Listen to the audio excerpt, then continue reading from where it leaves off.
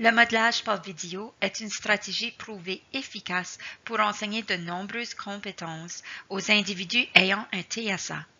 Plusieurs recherches ont démontré son efficacité pour enseigner des compétences de communication sociale, des compétences comportementales et des compétences fonctionnelles. De plus, les résultats ont su prouver le maintien et la généralisation des compétences. En plus d'être une approche fondée sur les données probantes pour les apprenants ayant un TSA, le modelage par vidéo peut aussi être bénéfique pour enseigner des habiletés ou des compétences à tous les apprenants, qu'ils soient physiquement à l'école ou non. La stratégie pourrait même être utilisée afin d'offrir un soutien aux parents qui accompagneront leur enfant lors de l'apprentissage à distance. Le modelage par vidéo est une technique dans laquelle le comportement ciblé est modélisé par l'entremise d'une vidéo. En règle générale, il consiste à permettre à l'apprenant de regarder une vidéo dans laquelle un modèle démontre le comportement ou l'habileté ciblée et qu'il doit imiter par la suite, immédiatement ou à un moment ultérieur. Ce visionnement permet à l'apprenant de voir, par exemple, le quoi, le comment, le quand et le pourquoi d'une habileté en particulier lorsqu'il rencontre un défi avec une compétence ou lorsqu'il apprend tout simplement une nouvelle habileté. Selon les recherches, le modelage par vidéo est plus souvent utilisé conjointement avec d'autres interventions comme l'incitation, l'appui visuel ou le renforcement. Il peut toutefois être utilisé comme la seule intervention pour un apprenant. Auparavant, le modelage par vidéo pouvait être perçu comme un processus lent et laborieux nécessitant du matériel qui n'était pas toujours à la portée de la main. Toutefois, avec le développement des technologies modernes et l'arrivée des téléphones intelligents, tout le matériel nécessaire pour effectuer un modelage par vidéo de qualité est à notre disposition. La vidéo peut être enregistrée à l'aide d'un téléphone intelligent ou d'une tablette.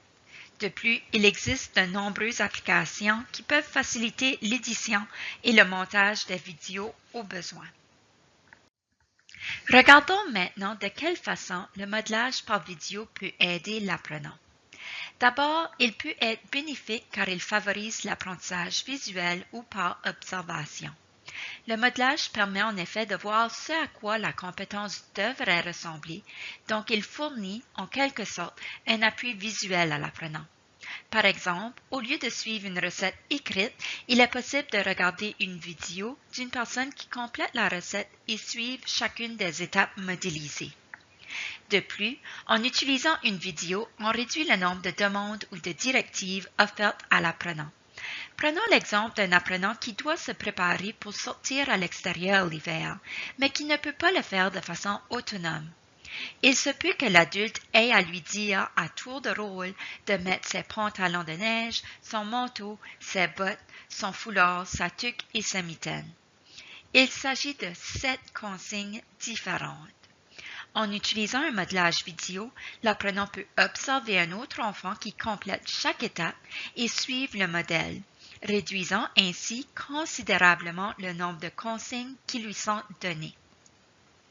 Le modelage par vidéo permet également de limiter les interactions sociales, ce qui pourrait réduire le stress et l'anxiété que peuvent avoir certains apprenants envers ce type d'interaction. Pensons par exemple aux apprenants qui vivent beaucoup d'anxiété sociale. Ils pourraient être plus à l'aise de visionner une vidéo plutôt que d'observer un père. Aussi, en utilisant le modelage par vidéo, on assure des interventions cohérentes, répétitives et structurées, puisque le modelage demeure le même lors de chaque visionnement. Il est également possible d'arrêter la vidéo à des moments stratégiques afin de placer plus d'importance sur certains éléments ou de commencer la vidéo à un endroit spécifique pour que l'apprenant puisse visionner, par exemple, un élément en particulier qui lui cause un défi. De surcroît, certains auteurs mentionnent que puisque les outils technologiques sont très populaires auprès des jeunes, les élèves aiment généralement regarder les vidéos, ce qui peut ainsi augmenter leur motivation et leur participation. On mentionne aussi que le modelage par vidéo peut être une façon de contrer le fait que certains apprenants portent attention à des détails insignifiants de l'environnement, puisqu'il est possible d'éliminer ces éléments lors du montage de la vidéo, ce qui, en retour, permet à l'apprenant de mieux se concentrer sur les éléments essentiels du comportement ciblé. Afin de profiter du modelage par vidéo, l'apprenant doit être capable d'imiter, d'effectuer certaines compétences du comportement ciblé et de maintenir son attention suffisamment longtemps pour visionner la vidéo. Si l'apprenant n'a pas encore acquis ces habiletés, celles-ci devraient être enseignées au préalable afin que le modelage soit bénéfique. Le modelage par vidéo peut prendre différentes formes.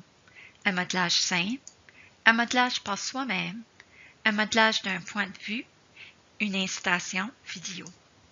Regardons chacun de ces types de modelage plus en détail. Le modelage simple par vidéo est le type de modelage par vidéo le plus commun. Lors de ce type de modelage, une tierce personne, comme un père, un parent ou un adulte, est filmée alors qu'il effectue le comportement ou l'habileté ciblée. Après avoir visionné la vidéo, l'apprenant est immédiatement incité à montrer le comportement ciblé à son tour. Lorsqu'on choisit cette technique, il est recommandé que le modelage soit effectué par un père du même âge que l'apprenant ou une personne importante pour celui-ci, comme un parent ou un enseignant. Il peut aussi être nécessaire de préparer un scénario et ou de pratiquer le modelage avant de filmer la vidéo. L'exemple suivant démontre une enseignante qui modélise comment additionner des fractions ayant un dénominateur différent. Cet exemple pourrait être utilisé avec un apprenant qui fréquente physiquement l'école ou non, ou pourrait même être présenté à un parent afin que ce dernier puisse aider son enfant à effectuer des apprentissages en mathématiques. Donc, je vais additionner deux fractions qui ont des dénominateurs différents ensemble. Pour ce faire, je dois les placer sur le même dénominateur. Donc, je vais regarder pour le plus petit commun multiple de 3 et de 4, qui serait 12.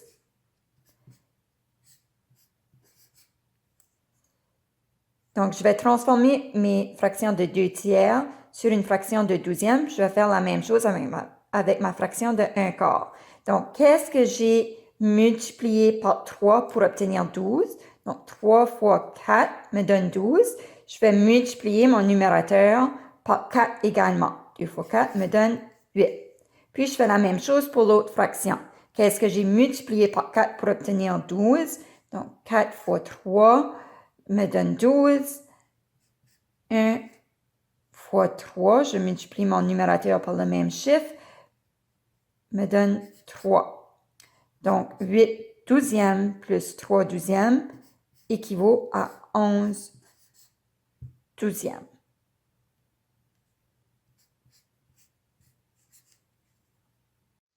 Dans le cadre d'un modelage par soi-même, l'apprenant est lui-même filmé pendant qu'il effectue le comportement ou l'habileté ciblée. Ce type de modelage permet de montrer à l'apprenant à quoi ressemble le comportement lorsqu'il l'effectue correctement. Afin d'effectuer ce type de modelage, l'apprenant doit être en mesure d'effectuer les étapes de la compétence ciblée avec ou sans aide. La vidéo lui sert donc de rappel. Il pourrait être nécessaire de filmer différentes prises et de faire un montage de la compétence dans son ensemble si l'apprenant a plus de difficultés avec certaines composantes de la compétence. Quoique ce type de modelage peut impliquer plus de temps au niveau de l'enregistrement et du montage, il peut être très motivant pour l'apprenant de se voir effectuer la compétence. L'exemple qui suit présente une apprenante qui se prépare pour sortir à l'extérieur. Dans la vidéo, elle se prépare seule en suivant toutes les étapes ciblées. L'apprenante pourrait ensuite visionner la vidéo avant qu'elle se prépare pour aller à l'extérieur pour lui rappeler les étapes à suivre.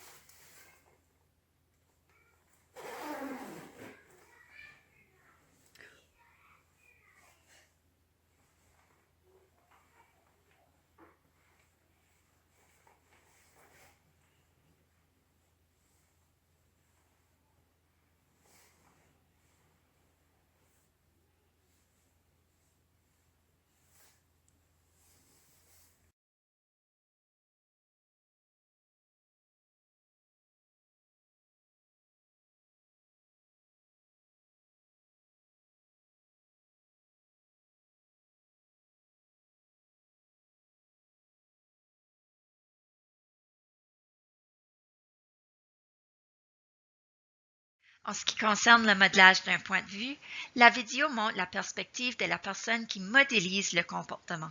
En d'autres mots, la caméra agit comme les yeux de la personne qui montre le comportement. Par exemple, dans le cadre du lavage des mains, on ne verrait que les mains du modèle. La personne choisie pour agir en tant que modèle dans ce type de vidéo peut être l'apprenant lui-même ou une autre personne. L'exemple qui suit démontre ce que verrait l'apprenant lorsqu'il suit la séquence d'étapes nécessaires pour se laver les mains.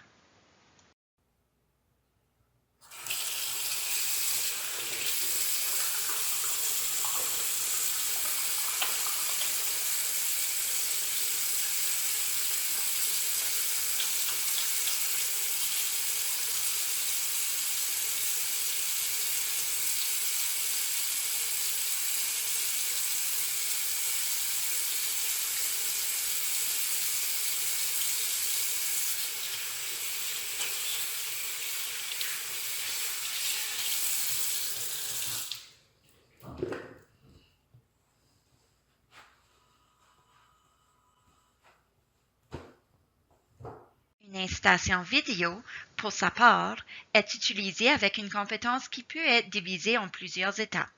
La vidéo peut être filmée de deux différentes manières, soit la vidéo présente toutes les étapes du début à la fin, soit plusieurs petites vidéos représentant chacune des étapes sans filmer.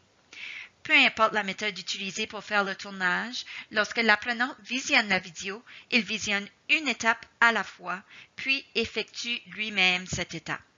Ce même processus est répété jusqu'à ce que la séquence soit complétée. Cette technique permet à l'apprenant d'effectuer une tâche plus complexe en se concentrant sur une étape à la fois. Elle permet également d'éviter que l'apprenant oublie ou inverse des étapes d'une tâche.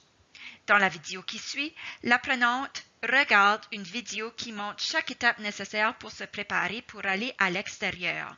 Une seule vidéo démontre toutes les étapes de la compétence, mais lors du visionnement, l'adulte l'arrête après chaque étape afin que l'apprenante puisse effectuer cette partie de la tâche.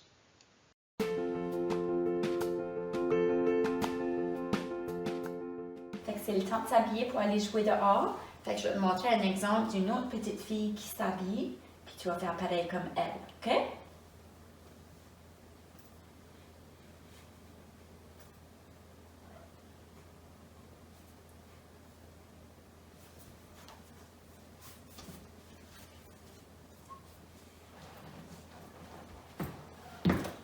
Super!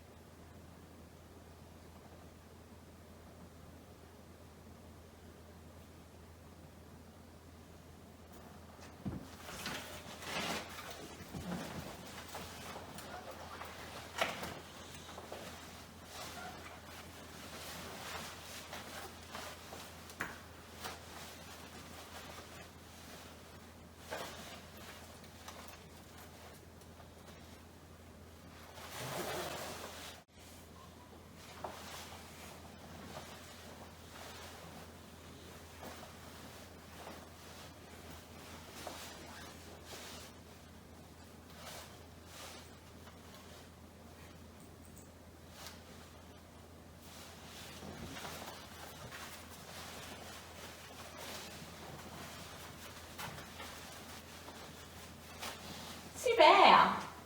On est prêt pour aller dehors.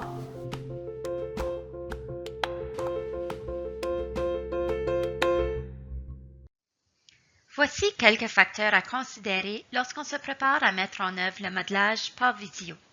D'abord, il faut bien identifier le comportement ou l'habileté qu'on cherche à enseigner. Est-ce que le modelage devra inclure certaines particularités? Il faut également s'assurer que le comportement ou l'habileté ciblée peut en effet être modélisé. De surcroît, si on opte pour le modelage effectué par une autre personne, il est préférable que le modèle soit un père du même âge que l'apprenant.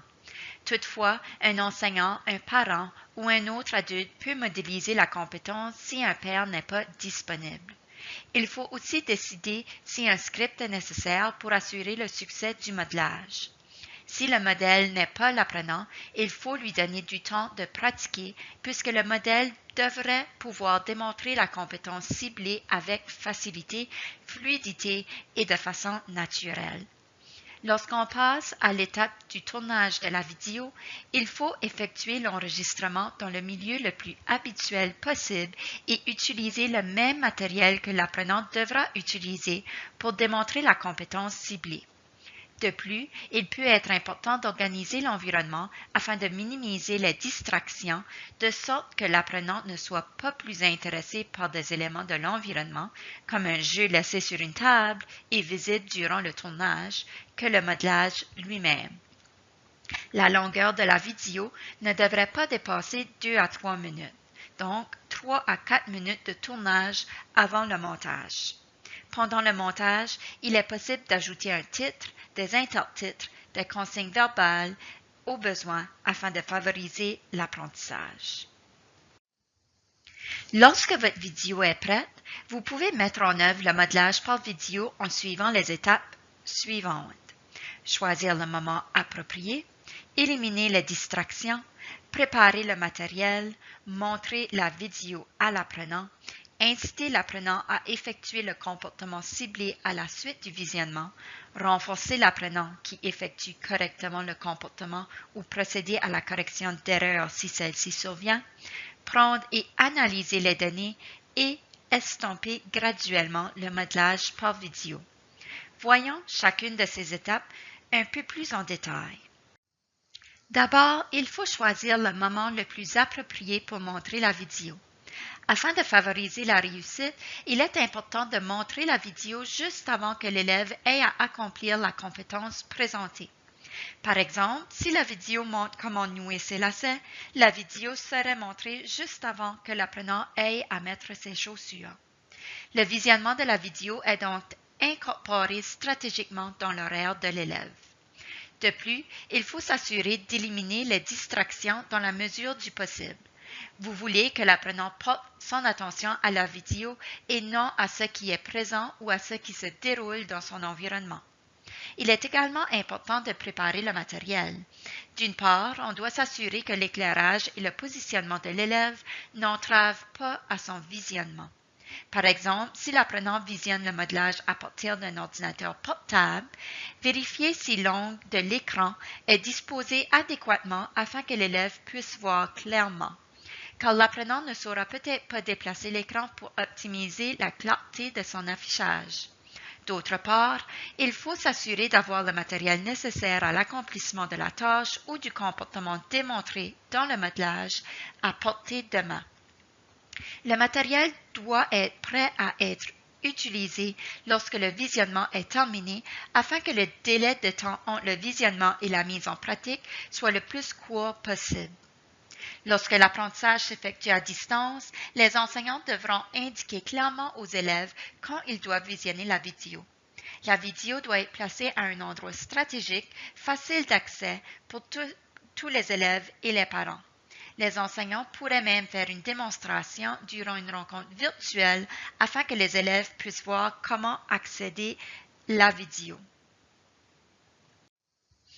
L'adulte peut jouer différents rôles durant le visionnement, selon les besoins et le niveau d'autonomie de l'apprenant. Si l'apprenant est en mesure de gérer l'équipement technologique et visionner la vidéo de manière autonome, l'adulte peut simplement superviser l'activité. S'il y a de fortes chances que l'apprenant devienne distrait ou tente de manipuler ou de jouer avec l'ordinateur, la tablette ou le téléphone, l'adulte peut gérer l'équipement technologique. L'adulte peut également choisir de faire visionner la vidéo au complet ou de l'arrêter à certains endroits afin de permettre à l'apprenant d'effectuer cette étape. Durant le visionnement, l'adulte devra s'assurer que l'apprenant porte attention à la vidéo et pourra l'inciter au besoin. Lorsque l'apprentissage s'effectue à distance, la collaboration des parents ou des tuteurs sera peut-être nécessaire si l'élève a besoin de soutien pour visionner la vidéo. L'enseignant pourrait également montrer la vidéo à partir de son ordinateur pendant une rencontre virtuelle. De cette manière, il s'assure que tous les élèves l'ont visionnée et peut l'arrêter au moment opportun si nécessaire. Finalement, il est également important que l'adulte démontre de l'enthousiasme face au visionnement et renforce les bonnes habiletés d'écoute de l'apprenant. L'incitation peut être utilisée conjointement au modelage par vidéo afin de favoriser la réussite de l'élève. Une incitation est une aide fournie avant ou pendant que l'apprenant effectue le comportement ciblé pour provoquer une réponse correcte. Il existe différentes sortes d'incitations qui peuvent être utilisées avec le modelage par vidéo. L'incitation peut être utilisée durant le visionnement de la vidéo ou après le visionnement, lorsque l'apprenant effectue la tâche. Durant le visionnement, l'adulte peut inciter l'apprenant à porter attention à la vidéo par des gestes ou des paroles. L'adulte peut également arrêter la vidéo après chacune des étapes pour laisser la chance à l'apprenant de l'effectuer. Après le visionnement, lorsque l'apprenant effectue la tâche, l'adulte peut utiliser différents types d'incitation pour l'aider à réussir. Prenons l'exemple suivant. Si un apprenant prend la parole sans lever la main et que ce comportement cause un problème, il peut visionner un modelage vidéo d'un apprenant qui lève sa main pour demander la parole au début du cours. Durant le cours, au moment où l'apprenant devrait lever la main, l'adulte peut employer un autre type d'incitation, tel que l'incitation physique, en levant doucement le bras de l'apprenant, l'incitation verbale, en lui chuchotant de lever la main, l'incitation gestuelle, en pointant sa main ou son bras pour lui rappeler de le lever, l'incitation visuelle, en lui montrant une image d'un apprenant qui lève sa main, ou l'incitation textuelle, en lui montrant une carte sur laquelle il est écrit « Lève ta main » pour demander la parole. Lorsque l'apprenant adopte le comportement ciblé de façon constante, on estompe progressivement l'incitation pour favoriser l'autonomie et assurer le maintien de la compétence. Lors de l'enseignement d'une nouvelle compétence ou d'une nouvelle habileté, il est important de renforcer le comportement immédiatement lorsque l'apprenant démontre l'habileté ou le comportement ciblé. Au début, il faut le renforcer chaque fois afin de favoriser l'apprentissage. Ce renforcement est souvent planifié. Par exemple, lorsqu'un enfant apprend à se laver les mains, on peut lui donner un autocollant chaque fois qu'il effectue le comportement. Lorsque le renforcement est utilisé de manière efficace, la fréquence du comportement ciblé devrait augmenter. Lorsqu'un apprenant démontre l'habileté ou le comportement de façon autonome, on doit commencer à estomper le renforcement et employer le renforcement intermittent, c'est-à-dire continuer à le renforcer, mais ne pas renforcer chaque fois. La quantité de comportement nécessaire afin d'obtenir un renforcement est augmentée graduellement afin de maintenir la fréquence du comportement. Quand l'apprenant démontre le comportement de manière constante et qu'il le généralise avec différentes personnes et dans différents contextes, on peut faire une transition vers les renforçateurs qui surviennent naturellement, c'est-à-dire que le renforcement est offert de façon naturelle dans l'environnement et non planifié. Par exemple, un renforçateur qui survient naturellement lorsqu'on salue quelqu'un et qu'on reçoit une salutation de la part de cette personne en retour. Le renforçateur qui survient naturellement suite à se laver les mains serait le fait d'avoir des mains propres. À cette étape, puisque le renforcement est déjà offert sur une base intermittente et que l'estompage s'est fait progressivement, la transition vers les renforçateurs qui surviennent naturellement ne devrait pas affecter le comportement de l'apprenant. Si l'apprenant cesse d'adopter le comportement lorsque le renforcement planifié est éliminé, il est possible que l'estompage se soit produit trop rapidement et qu'il faille revenir au renforcement planifié encore un peu. Il est possible d'utiliser une procédure de correction d'erreur si l'apprenant commet une erreur de façon continue à une étape en particulier. À ce moment, il faut lui montrer uniquement la partie de la vidéo qui démontre l'étape qui lui pose problème et permettre à l'apprenant de pratiquer seulement cette étape. À titre d'exemple, si l'apprenant écoute un modelage pour utiliser un cadenas, mais qu'il continue d'oublier de verrouiller son cadenas sur son casier lorsqu'il replace son cadenas sur son casier, la partie où le modèle verrouille le cadenas serait la seule partie visionnée et pratiquée. Lorsque l'apprenant pratique la compétence, il est important de collecter les données sur ses habiletés à mettre en pratique la compétence ou le comportement ciblé. Il est possible de prendre des données sur la fréquence ou la durée du comportement ciblé, ainsi que des informations spécifiques sur le rendement de l'apprenant. Par exemple, l'apprenant a eu de la difficulté à monter sa fermeture éclair, mais il a bien réussi toutes les autres étapes.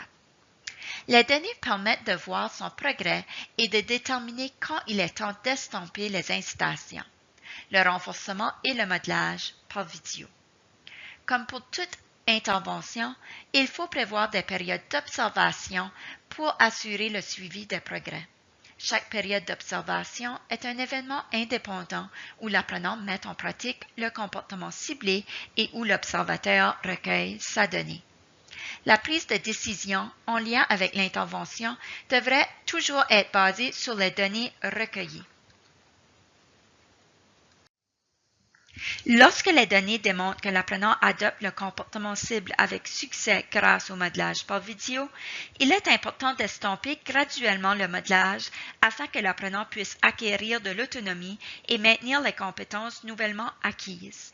Pour estomper le modelage, vous pouvez insérer un délai avant le début du modelage en éliminant graduellement les premières étapes du modelage ou arrêter la vidéo avant la fin. Il est aussi possible d'éliminer certaines scènes ou parties du modelage qui sont maîtrisées par l'apprenant. Par exemple, si un modelage par vidéo est utilisé pour montrer à l'apprenant comment se laver les mains et que l'apprenant commence à maîtriser la première étape, soit d'ouvrir le robinet, on commencerait la vidéo à la deuxième étape au lieu de la commencer dès le début afin d'estomper son utilisation.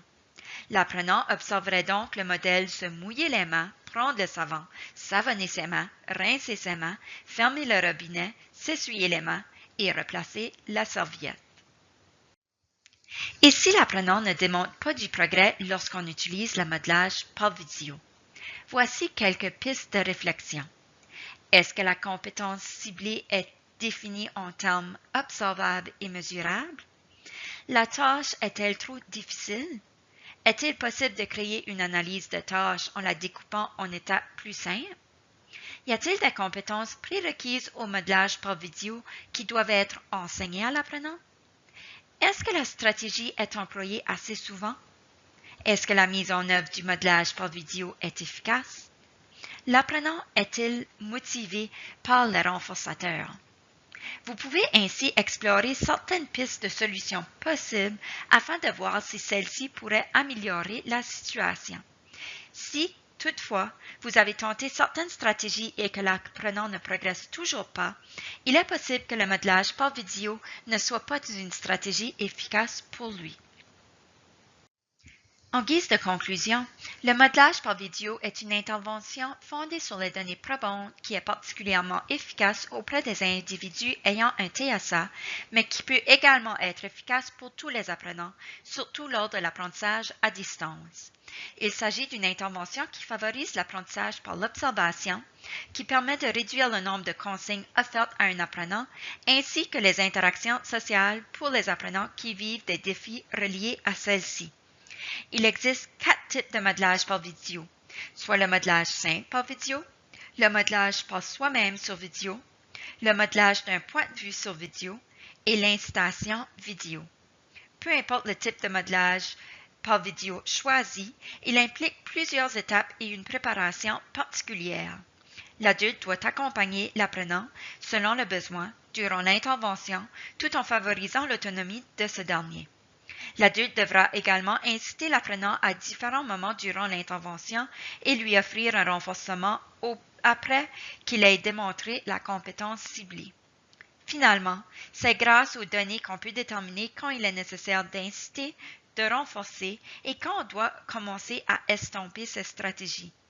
Les données indiqueront également si on doit réévaluer le modelage et sa mise en œuvre, ainsi que quand on peut commencer à l'estomper. Bon succès alors que vous entreprendrez cette intervention avec vos apprenants.